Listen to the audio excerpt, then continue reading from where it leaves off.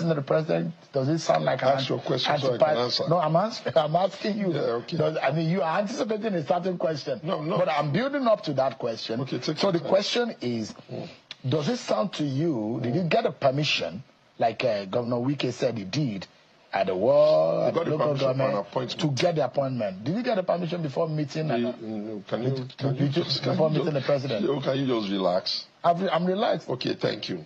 You know, I feel that you should have the right of first to hear the story, because you are my man like that.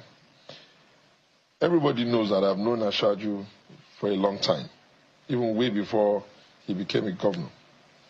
He was governor for 8 years. I never visited him. And he ran and luckily put Buhari, you know, in that team 2 times. I never visited him. When his party, the APC, won election in 2015, I knew that some rescue had come for those of us who believe in the pan-Nigeria stable democracy.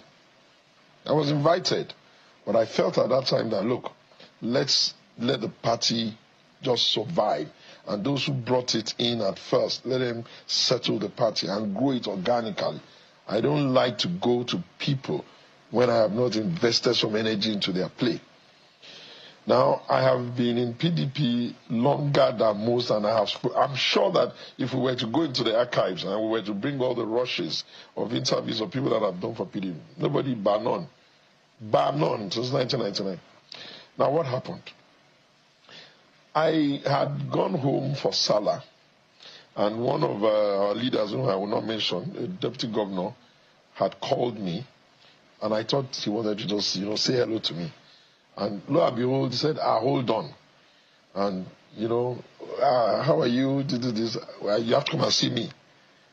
Now, let's just start from the fact that who the hell is the person I'm going to take permission for to see the President of the Federal Republic of Nigeria? So the President spoke to you on the phone of the deputy governor? You are not listening. I'm trying to understand I'm giving you as much as I can. So if I'm sitting with her, he doesn't understand I'm trying to give you as much as trying to give you as much as I can within limits. Okay. From the phone of the deputy governor, I knew that I was invited to have a meeting with him. The next day, I was still free. The third day, I had to go. My instinct was, okay, why not? He's been in government now for 2 years. It's not a bad time to go and have a conversation with him.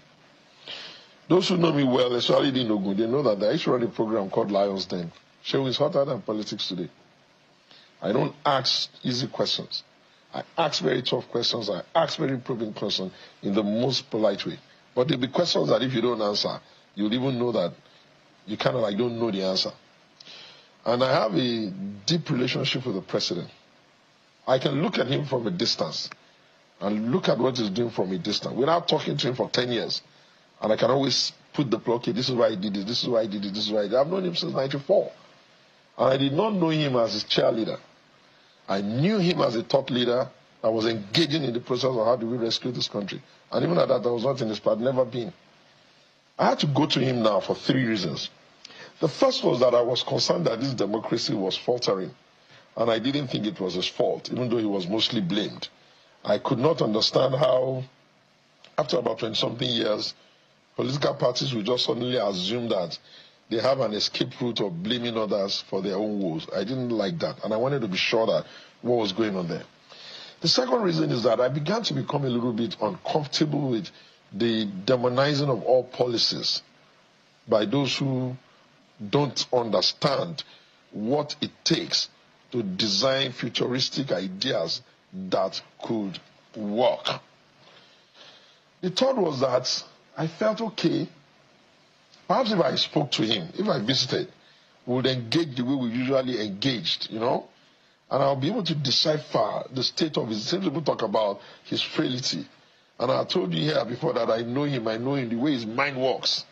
So I jumped on that invitation. I was actually prepared for Junior, but with all the ensemble.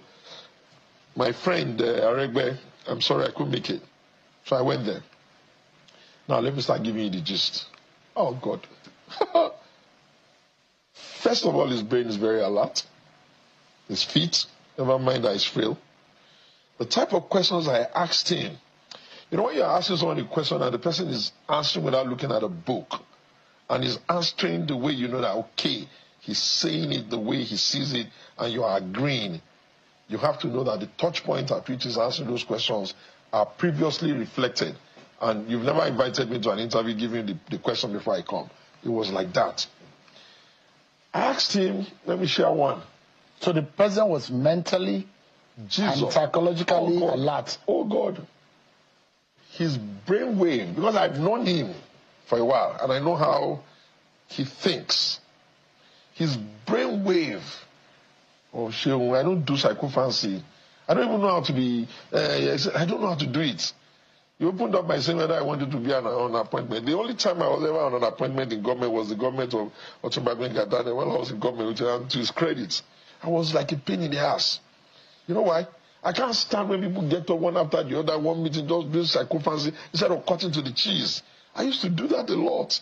If I have a soft spot for Daniel, it's because he had the ability to take it on. The hotter, the better. I don't have the bone. So now, just a moment. With your